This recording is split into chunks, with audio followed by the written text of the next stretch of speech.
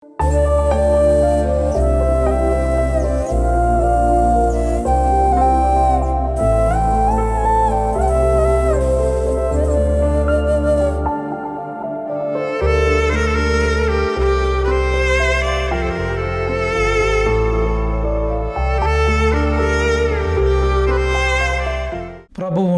మన రక్షకుడును అయిన యేసుక్రీస్తు ప్రభుల వారి శ్రేష్ఠ నామాన్న మీ అందరికీ శుభాలు వందనాలు తెలియపరుస్తున్నాను.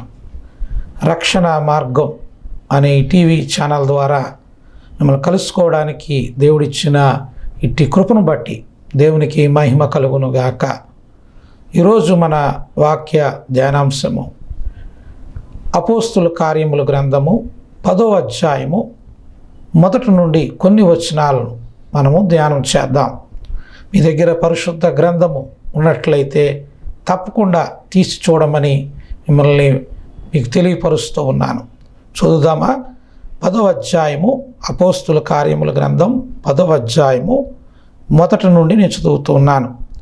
ఇటలీ పటాలమనబడు పటాలములో శతాధిపతి అయిన కొర్నేలి అను భక్తిపరుడు ఒకడు కైసరిలో ఉండెను. అతడు తన ఇంటివారితో కూడా దేవుని యందు భయభక్తులు గలవాడై ఉండి ప్రజలకు బహు ధర్మము చేయుచు ఎల్లప్పుడూ దేవునికి ప్రార్థన చేయువాడు. ప్రియమైన దేవుని బిడ్డలారా, వింటున్నారా? ఇక్కడ ఈరోజు మనం మాట్లాడుకోబోయే వ్యక్తి ఎవరు అంటే దైవ గ్రంథములో భక్తిపరుడుగా దేవుని చేత సాక్ష్యం పొందిన కొర్నేలి గురించి మనం మాట్లాడబోతున్నాం. ప్రియమైన దేవుని బిడ్డలారా, కొర్నేలి ఏ విధంగా జీవిస్తున్నాడో, ఏ విధంగా ఆయన జీవితాన్ని కొనసాగిస్తున్నాడో కొద్ది నిమిషాలు మనం కొర్నేలి జీవితంలో నుంచి కొన్ని సత్యాలను మనం తెలుసుకుంటూ మన జీవితానికి వాటిని అన్వయించుకుందాం. ప్రియమైన దేవుని బిడ్డలారా, వింటున్నారా? ఈ కొర్నేలి జీవితంలో మొదటగా మనం చూస్తే అతడు భక్తిపరుడు అని రాయబడు. అంటే దేవుని ఎడల భయభక్తులు కలిగిన వాడు, దేవుని యందు విశ్వాసము కలిగిన వాడు, దేవుని యందు నిరీక్షణ కలిగి ఉన్నవాడు కొర్నేలి దేవుని యందు భయభక్తులతో ముందుకు కొనసాగుతున్నట్లుగా మనం చూస్తూ ఉన్నాం. అంతేకాదు కొర్నేలి చూడండి రాయబడినట్లుగా అతడు తన ఇంటి వారితో కూడా దేవుని యందు భయభక్తులు గలవాడై ఉండి అని రాయబడు. అతనే కాదు భక్తిపరుడు, తన ఇంటివారు అందరూ చూడండి ఇంటివారందరితో కూడా దేవుని యందు భయభక్తులు గలవాడై ఉండి అని రాయబడు. కుటుంబము కూడా దైవ భయములో నిలబెట్టినవాడు, దేవుని మాటకు విలువిచ్చే కుటుంబముగా, దేవుని యందు భయభక్తులు కలిగిన కుటుంబముగా కొర్నేలి కుటుంబాన్ని మనం చూస్తూ ఉన్నాం. ప్రియమైన దేవుని బిడ్డలారా, ఈరోజు మీకు కొర్నేలి జీవితంలో ఇచ్చి కొన్ని కుటుంబంలో ఉండే కొన్ని విషయాలను మీ ముందుకు తీసుకురావాలనుకుంటున్నాను. ఏమి నేర్చుకుందాం కొర్నేలిలో ఇచ్చి? దేవుడు మాట్లాడబోతున్నాడు. దేవుడు కొర్నేలిలో ఇచ్చి అంటే కుటుంబ రక్షణ. కుటుంబం అంతా దేవుణ్ణి ఎరిగి ఉండాలని, దేవుణ్ణి తెలుసుకోవాలని, ఆయన యందు విశ్వాసం ఉంచాలని, మారు మనసు పొందాలని దేవుడు కోరుతూ ఉన్నాడు. ప్రియమైన దేవుని బిడ్డలారా, నీ కుటుంబ రక్షణ చాలా ప్రాముఖ్యమైనది. నీ కుటుంబము రక్షించబడడం దేవుని సంకల్పమై ఉన్నది, దేవుని చిత్తమై ఉన్నది, దేవుని ఏర్పాటై ఉన్నది. నీ కుటుంబాన్ని నీవు రక్షించుకోగలగాలి. ఎప్పుడు మనము కుటుంబాన్ని రక్షించుకోగలం ఆలోచన చేస్తున్నావా? ఎప్పుడు మనం దేవుని వైపు నీవు నీ బిడ్డలు నీ కుటుంబం దేవుని వైపు నడవగలదు ఆలోచన చేయండి. దేవుని బిడ్డలారా, కొర్నేలి జీవితంలో మనం చూస్తే దేవుడు దర్శనాన్ని కొర్నేలికి ఇచ్చాడు. దర్శనం ద్వారా ఆయన తన ఉద్దేశాన్ని తెలియపరిచాడు కొర్నేలికి. దేవుడు ఏదైతే చెప్పాడో అదే కొర్నేలు చేయడానికి ఇష్టపడ్డాడు. కొర్నేలుతో అన్నాడు, చూడండి మనం వాక్య భాగంలో చూస్తే అక్కడ రాయబడి ఉంది 4వ వచనంలో, అతడు దూత వైపు తేరి చూచి భయపడి ప్రభువా ఏమని అడిగాను. అందుకు దూత, నీ ప్రార్థనలను నీ ధర్మకార్యములను దేవుని సన్నిధికి జ్ఞాపకార్థముగా చేరినవి. ఇప్పుడు నీవు ఉప్పేలకు మనుషులను పంపి పేతురు అను మారు పేరు గల సీమోనును పిలిపించుము అని దేవుడు చెప్పాడు. అక్కడ పేతురు గారు వచ్చి ఉన్నాడు. నువ్వు వెళ్ళి 2 మనుషులను పంపి ఆయన తీసుకురా, ఆయన తీసుకొచ్చుకో, ఆయన మాట విను అని దేవుడు తెలియపరిచాడు. దేవుడు చెప్పినట్లుగానే కొర్నేలు చేశాడు. దేవుని బిడ్డలారా, ఈనాటి కాలంలో దేవుడు మాటకు విలువిచ్చి జీవిస్తున్న వారుగా నువ్వు ఉన్నావా? ఈ రోజుల్లో దేవుని మాటను పక్కన పెట్టి మనకు ఏది తోస్తే అది చేస్తున్నాం, మనకు ఏది మంచిదనిపిస్తే అది చేస్తున్నాం. దేవుని చిత్తం గ్రహించుట కానీ, దేవుని మాటను బట్టి ముందుకు వెళ్ళడం కానీ చాలా మందిలో కనబడట్లేదు. దేవుని మాట ప్రకారం చేసినప్పుడు నువ్వు ఆశీర్వదించబడతావు. దేవుని మాటను నెరవేర్చినప్పుడు, దేవుని చిత్తము నెరవేర్చినప్పుడు నీ కుటుంబం వర్ధిల్లుతుంది. నీ కుటుంబము సుఖ సౌఖ్యాలతో జీవించగలదు. మన గురి, మన గమ్యం దేవుని మాటను నెరవేర్చడంలోనే మనం పెట్టాలి. కానీ ఈ రోజుల్లో దేవుని మాటను పక్కన పెడుతున్నావు. ఎన్నోసార్లు దేవునికి చెప్తున్నాడు నువ్వేం చేయాలో, నువ్వు ఎలా బ్రతకాలో, ఏది చేయకూడదో, ఎలాగూ నీవు నీ జీవితాన్ని సరిదిద్దుకోవాలో దేవుడు చక్కగా చెప్తున్నాడయ్యా. నీకు వాక్యం ద్వారా, వాక్యపు వెలుగులో నీకు తెలియపరుస్తున్నాడు. అయితే ఆయన మాటను పక్కన పెడుతున్నావు. నువ్వు ఆయన మాటను పక్కన పెట్టి నీ సొంత ప్రయత్నాలు చేస్తూ ఉన్నావు. అందువలనే అనేక నష్టాలు, అనేక ఇబ్బందులు, అనేక ఓటములు నీ జీవితంలో చూస్తూ ఉన్నావు. ఈ వాక్యం ద్వారా చెప్తూ ఉన్నాను, నీవు దేవుని మాట ప్రకారం చేయడానికి ఇష్టపడు. దేవుని ఉద్దేశము నెరవేర్చట కొరకు ప్రయాసపడు. దేవుని ఆలోచనను గ్రహించి దాని ప్రకారం ముందుకు వెళ్ళటకు అడుగుపోయి అప్పుడు నీవు ఆశీర్వదించబడతావు. నీ కుటుంబము ఆశీర్వదించబడుతుంది. కొర్నేలు దేవుడు చెప్పినట్లుగా, దేవుడు దర్శనమందు చూపించినట్లుగా కొర్నేలు చేయడానికి ఇష్టపడ్డాడు. అంతేకాదు, కొర్నేలులో ఉన్న గొప్పతనం ఏమిటంటే ఆయన ధర్మకార్యాలు చేస్తుండేవాడు. దేవుని బిడ్డలారా, అంటే ఇతరులకు సహాయం చేసేవాడు, ఆపదలో ఉన్న వారిని ఆదుకునేవాడు, ఆకలిగా ఉన్న వారికి ఆయన భోజనం పెట్టేవాడు, వస్త్రహీనులకు వస్త్రాన్ని ఇచ్చేవాడు, ఇతరులకు సహాయపడే తత్వాన్ని కలిగి ఉన్నాడు. ప్రియమైన దేవుని బిడ్డలారా, నేటి సమాజం పోకడ ఎలాగుందంటే ఇతరుల యొద్ద నుండి తీసుకోవడానికే ఇష్టపడుతున్నారు, ఇతరుల నుండి పొందుకోవడానికే ఇష్టపడుతున్నారు. ఎవరు చాలామంది ఇతరులకు సహాయం చేయడానికి ఇష్టపడట్లేదు. ఒకవేళ ఇతరులకు సహాయం చేయవలసిన పరిస్థితి వచ్చినప్పుడు చాలామంది ఏం ఆలోచిస్తున్నారో తెలుసా? ఈయనకు సహాయం చేయడం వల్ల నాకు ప్రయోజనం ఏమిటి, నాకు లాభం ఏమిటి అన్న ఆలోచన కలిగి ఈ లోకంలో బ్రతుకుతూ ఉన్నారు. ప్రియమైన దేవుని బిడ్డలారా, నిజమండి, మనము దేవుని ప్రేమను కలిగి మనకు లేనిది మనం ఇవ్వలేం. మనకున్న దానిలో మనము ఇతరులకు సహాయపడాలి. ఇతరులకు వారి అవసరములను గుర్తెరిగి వారికి సహాయపడాలి. కానీ దేవుని బిడ్డలారా, ఈరోజు సహాయము చేసేవారు లేదు. సహాయము చేయడానికి వెనకాడే వాళ్ళే ఎక్కువ. దేవుని బిడ్డలారా, దేవుని ప్రేమను కలిగి ఉన్నవారు అయితే నేను అంటాను, నిన్ను వలే నీ పొరుగు వారిని ప్రేమిస్తావు. ఇతరులు బాధలో ఉంటే మనం సంతోషంగా ఉండలేమండి. ఇతరులు ఇబ్బందులలో, వ్యాధుల్లో కొట్టుమిట్లాడుతూ ఉన్నప్పుడు మనం సంతోషంగా ఉండలేమండి. దేవుని బిడ్డలారా, మన చేతనైన సహాయము వారికి చేస్తాం. ఒకవేళ సహాయం చేసే పరిస్థితిని లేకపోయినా వారి గురించి, వాళ్ళ బాగు కొరకు దేవుని దగ్గర విజ్ఞాపన చేస్తావు నువ్వు. అబ్రహాము లోతు కొరకు విజ్ఞాపన చేశాడు కదా, ప్రభువా వారిని రక్షించమని అడిగాడు కదా. నాకు నచ్చిన మాట ఏమిటో తెలుసా? అబ్రహాము లోతును గురించి బ్రతిమలాడాడు దేవుణ్ణి. అయ్యా, 100 మంది ఉంటే వారిని నశింప చేయకుండా వారిని వదిలిపెడతావా? ఒకవేళ 90 మంది ఉంటే వాళ్ళని ఆ విపత్తు వారి మీదకి రాకుండా ఆపుతావా అని దేవుణ్ణి అబ్రహాము బ్రతిమలాడాడు. అలాగే నువ్వు సహాయం చేయలేని పరిస్థితిలో ఉన్నప్పుడు వారి కొరకు, వారి బాగు కొరకు, వారి రక్షణ కొరకు, వారు పరిస్థితుల కొరకు నీవు ప్రార్థించేదానిగా మనం ఉండాలండి. కానీ ఈరోజు మనం ఏం చేస్తున్నాం తెలుసా?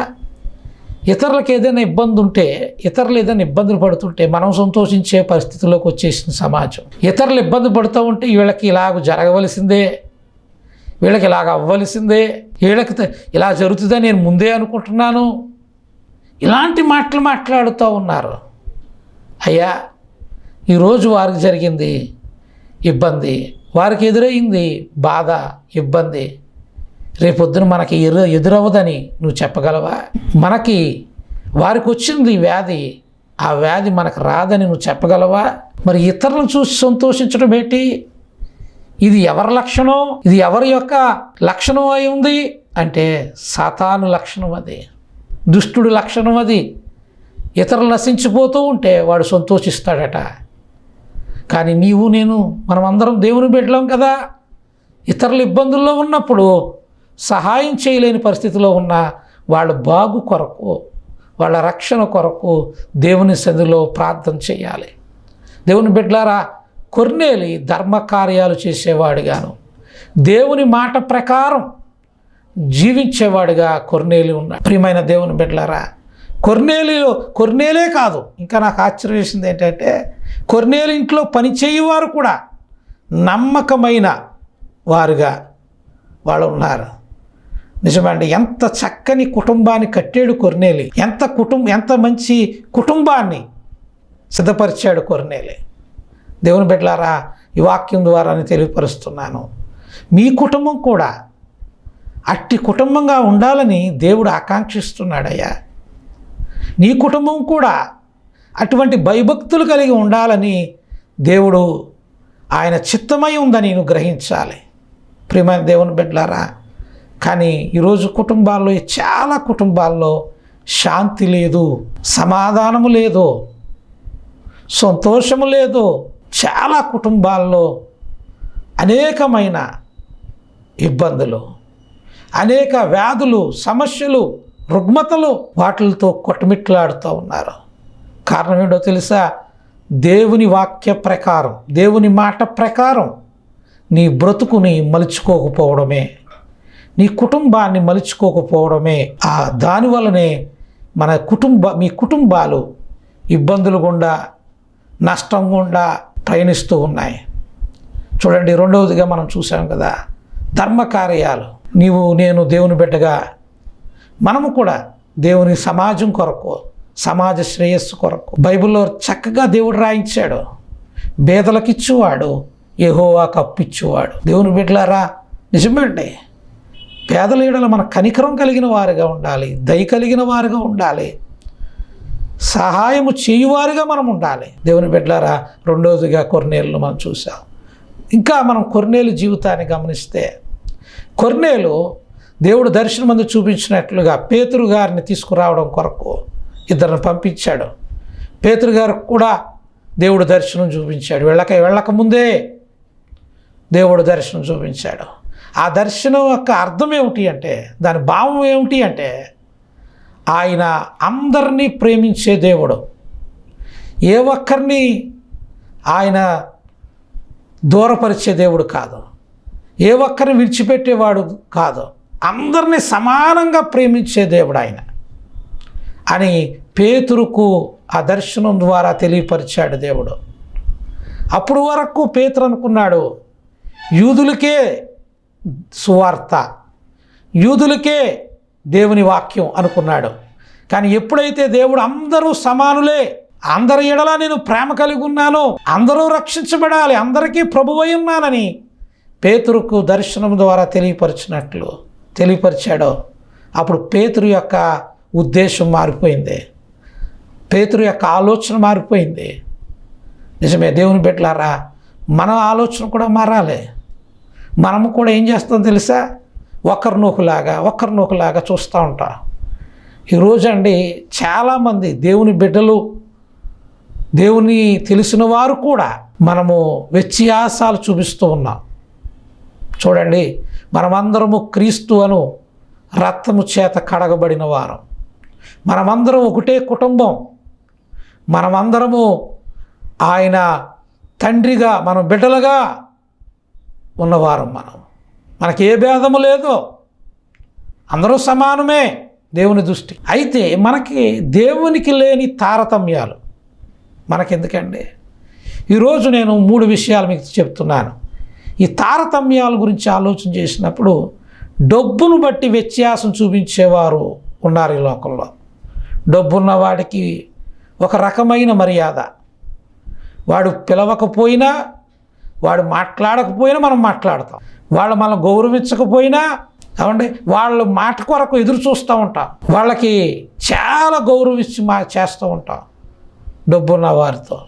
మరి డబ్బు లేని వారిని చాలా హీనపరుస్తూ మాట్లాడతాం, హేళన చేస్తూ మాట్లాడతాం. రే బయట నుంచో దూరంగా ఉండు. డబ్బు లేకపోతే ఎంత వ్యత్యాసం చూపిస్తున్నామండి. మరి దేవుడు ఎక్కడ బైబిల్లో దైవ గ్రంథంలో ఇటు వ్యత్యాసం చూపించాడు? ఆయన ప్రతి వారిని ప్రేమించాడు. పక్షవాయువు కలిగిన వాడి దగ్గరికి వెళ్ళాడు, గుడ్డివాడి దగ్గరికి వెళ్ళాడు, ప్రతి వారి దగ్గరికి ఆయన వెళ్ళి వారితో మాట్లాడాడు. వారి మార్పు కొరకు ఆయన ప్రయత్నం చేశాడు. ఆయనకి లేదు భేదం. మరి నీకెందుకు? డబ్బు బట్టి, డబ్బు పిచ్చబట్టి, డబ్బు మనము ఆలోచిస్తూ మనుషుల్ని ఎంత తేలిగ్గా కొంతమందిని చూస్తున్నాం. నేను అంటాను, ఈరోజు డబ్బు నీ దగ్గర ఉండొచ్చు, రేపు పొద్దున అది ఉంటుందో ఉండదో తెలియదు. కానీ మనుషులు వాళ్ళతో అన్యోన్యతతో సమానత్వంగా మనం చూడాలి. దేవుని ప్రేమ కలిగిన వారుగా అందరినీ సమానంగా చూసే మనస్సు మనము దేవుని బిడ్డలుగా కలిగి ఉండాలి. ఇది మొదటగా మనం నేర్చుకోవాలి.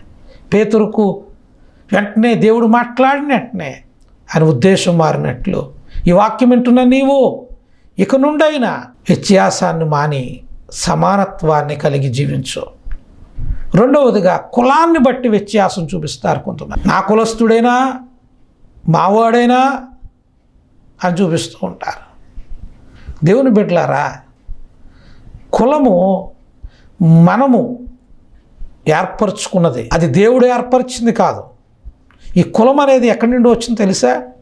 మనం చేసే వృత్తిని బట్టి, మనం చేసే పనిని బట్టి ఆ కులము ఆపాదించబడింది. పని బట్టి వచ్చింది, అంతేగా దాన్ని అలా చూడడం మానేసాం. మనం కులాన్ని బట్టి గౌరవించేవారు, తక్కువ కులస్తులుగా కొంతమందిని భావించేవారు ఈ రోజున చాలామంది సమాజంలో ఉన్నారండి. ఇంకా అని చెప్పాలంటే దేవుని వాక్యం ఎరిగి కూడా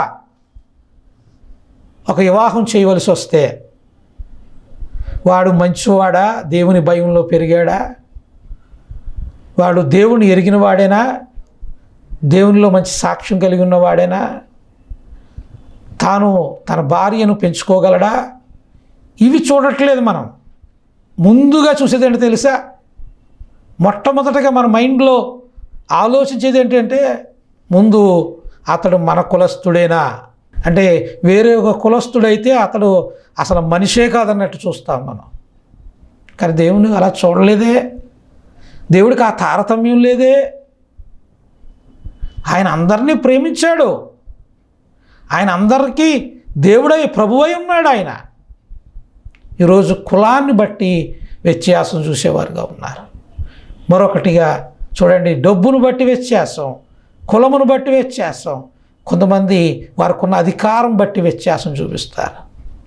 ఏదైనా అధికారం వస్తే, ఏదో అధికారిగానే ఉంటే కొన్నిసార్లు ఎంత లోకుగా ఇతరులను మాట్లాడుతూ ఉంటావు. లేకపోతే ఒక అధికారి ఎవరైనా వచ్చినప్పుడు ఒకలాగా, అధికారం లేని వారిని చూసినప్పుడు ఒకలాగా మాట్లాడుతూ ఉంటాం. ఈరోజు అధికారం బట్టి విర్రవీగే పరిస్థితులు మనకు ఉండకూడదండి.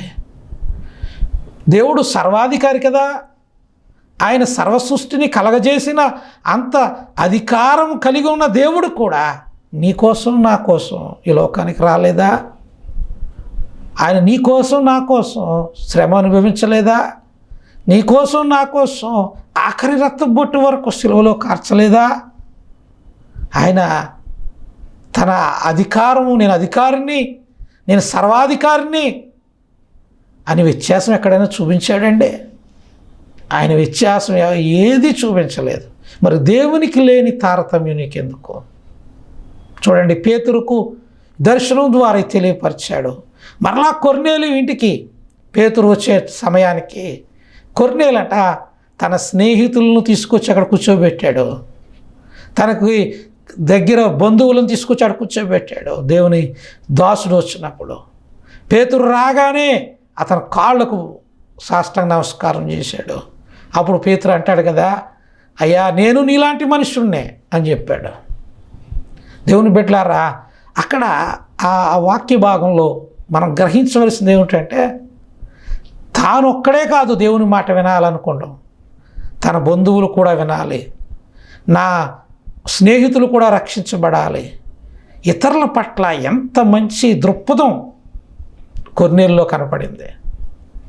దేవుని బిడ్డలారా, తన కుటుంబం పట్ల ఎంత భక్తి కలిగిన ఒక కుటుంబంగా నిలబెట్టాడు కొర్నేలు.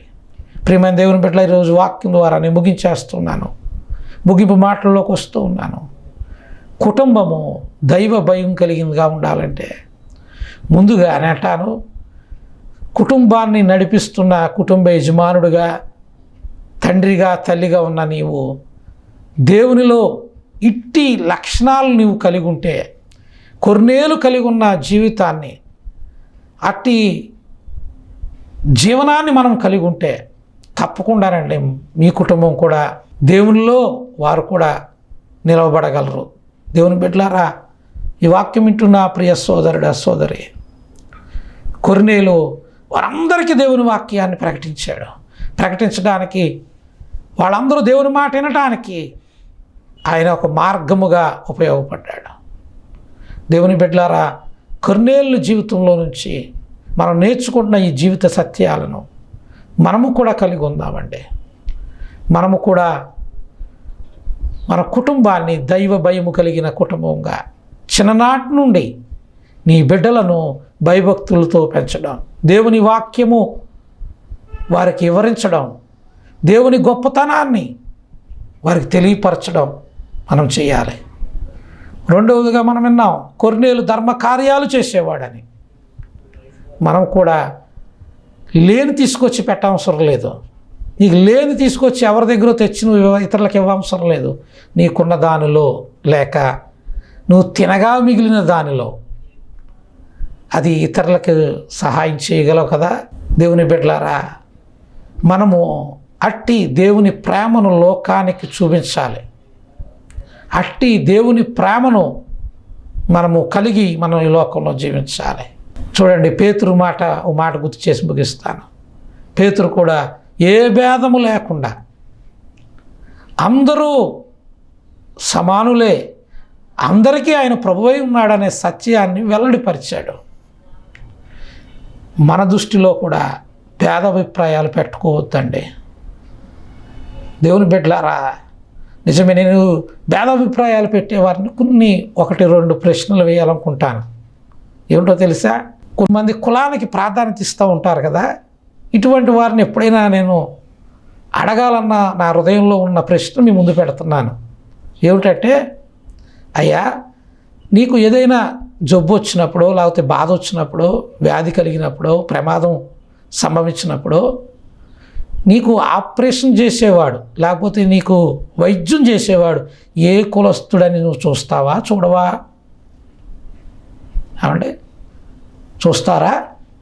చూడరు కదా. ఆ సమయంలో కులం కాదు, మన కులం గుర్తురాదు, అప్పుడు ప్రాణమే గుర్తొస్తుంది. అంటే నీకు నా కులస్తుడినే నేను బాగు చేస్తానని ఒకవేళ వైద్యుడు అనుకునుంటే, అట్టి ప్రమాద పరిస్థితులలో అనుకునుంటే నువ్వు బ్రతుకుండేవాడువా? అంటే నువ్వు బ్రతుకుండేవాడువా? మనం ఇప్పుడు ఈ లోకాన్ని విడిచిపెట్టాలి కదండి. వైద్యుడు అలా అనుకోడు. ఎవరొచ్చినా, ఏ కులస్తుడైనా తన వృత్తిని గౌరవించి తన కలిగిన వైద్యాన్ని అతను చేస్తాడు కదా. మరి అతనికి లేని దాన్ని నువ్వెందుకు కలిగి ఉన్నావు? ఒక నిమిషం ఆలోచన చేయి. కులం అని కులానికి ప్రాధాన్యత ఇస్తూ దేవునికి దూరం కావద్దు. దేవుని బిడ్డలారా, ఈ వాక్యం కొంతమంది కరుగ్గానో కొంత ఇబ్బందికరంగానూ ఉండొచ్చేమో, కానీ దేవుని సత్యాన్ని ఉన్నదన్నట్లుగా మేము తెలియపరచాలి కాబట్టి ఈ విషయాన్ని మీకు తెలియపరుస్తున్నాం. నేను దేనికి భయపడేవాడను కాను. నా జీవితం మీరు అనుకుంటున్నారా? ఈ వాక్యం చెప్తున్నా నేను ఏ ఒక్కరిని కులాన్ని బట్టి నేను వ్యత్యాసం చూపను. ఎందుకంటే నేను కలిగి లేకుండా మీకు చెప్పలేను. నేను అందరూ సమానంగా దేవుడు నాకు ఇచ్చిన ఆ ప్రేమను ఇతరులకు చూపించడానికి ఇష్టపడతాను. దేవుని బిడ్డలారా, నువ్వు ఎలా ఉన్నావు? నీ జీవిత వైఖరి ఎలాగుంది? ఆలోచన చేయి. దేవుని బిడ్డలారా, కొర్నేలుని భక్తిపరుడుగా తన కుటుంబాన్ని నిలబెట్టుకున్నట్లుగా నీ కుటుంబాన్ని నువ్వు నిలబెట్టుకోవాలి. దేవుని రాకడ దగ్గర పడిపోయింది, సమయం దగ్గర పడింది, దేవుని రాకడ బహు సమీపమై ఉంది అని దైవ వాక్యం తెలియపరుస్తూ ఉంది. కొర్నేలు ఎలాగైతే ఎగిరిపడ్డాడో, ఎలాగైతే దేవుని వాక్యం వినటానికి ఆసక్తి చూపించాడో, ఎలాగైతే తన బంధువులకు తన స్నేహితులకు దేవుని వాక్యం వినగలటానికి అతను చేసిన ప్రయత్నం, అతను పడిన ప్రయాస నువ్వు పడుతున్నావా? అలాంటి ప్రయాస నేను పడి అనేకులను క్రీస్తు వైపు తిప్పే బిడ్డలుగా మనం ఉండాలి. అట్టి కృప దేవుడు మనకి దయచేయునుగాక. ఆమేన్.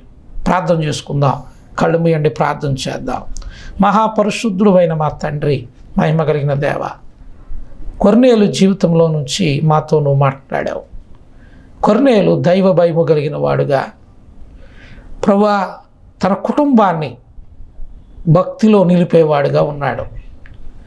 మేము కూడా నాయన ప్రభువా మా బిడ్డలను, మా కుటుంబాన్ని నీకు భయపడేవారుగా, నీ యందు భయభక్తులు కలిగిన వారుగా మేము ప్రభువారిని సంసిద్ధం చేసే కృప మాకు ఇస్తున్నందుకు వందనాలు నాయన. ప్రభువా, నిజమే, కొర్నేలు తన స్వార్థమే చూసుకోలేదు. ఇతరులకు ధర్మకార్యాలు చేస్తూ ఇతరులకు సహాయపడుతూ వచ్చాడు నాయన. మేము కూడా నాయన మాకున్న దానిలో ప్రభు, మేము తినగా మిగిలిన దానిలో ప్రభువా మాకు నువ్వు ఇచ్చిన బట్టి మేము కూడా కొందరికైనా నీ ప్రేమను పంచేవారుగా, సహాయపడేవారుగా మేము ఉండే కృప మాకు దయచేయండి. మూడవదిగా మాతో మాట్లాడేవు తండ్రి, కొర్నేలు జీవితంలో నుంచి. కొర్నేలు ప్రభువా నీ మాట చెప్పిన నీ మాట ప్రకారం ఆయన చేస్తూ వచ్చాడు. అలాగునే మేము కూడా ప్రభువా నీ మాటను పట్టుకునే, నీ వాక్యమును పట్టుకునే మా జీవితాలు మేము ముందుకు అడుగు వేసే కృప మాకు దయచేయండి. పేతురుతో నుంచి మాతో మాట్లాడావు. పేతురు ఏ భేదము లేనివాడుగా తన దృక్పథం మార్చుకున్నాడు, తన ఆలోచన మార్చుకున్నాడు. ప్రభువా అలాగ మేము కూడా నాయన డబ్బు బట్టో, కులమును బట్టో, ప్రభువా అధికారమును బట్టో వ్యత్యాసము చూపువారుగా కాక సమానమైన ప్రేమతో ప్రేమించే బిడ్డలుగా మమ్మల్ని సంసిద్ధం చేయండి. అట్టి పరిస్థితుల్లో అట్టి మనస్సును మేము కలిగి జీవించే కృప దయచేయమని ఈ చిన్న ప్రార్థన ఆలకించి అంగీకరించమని యేసు నామమున ప్రార్థిస్తున్నాను తండ్రి. ఆమేన్. వందనాలు.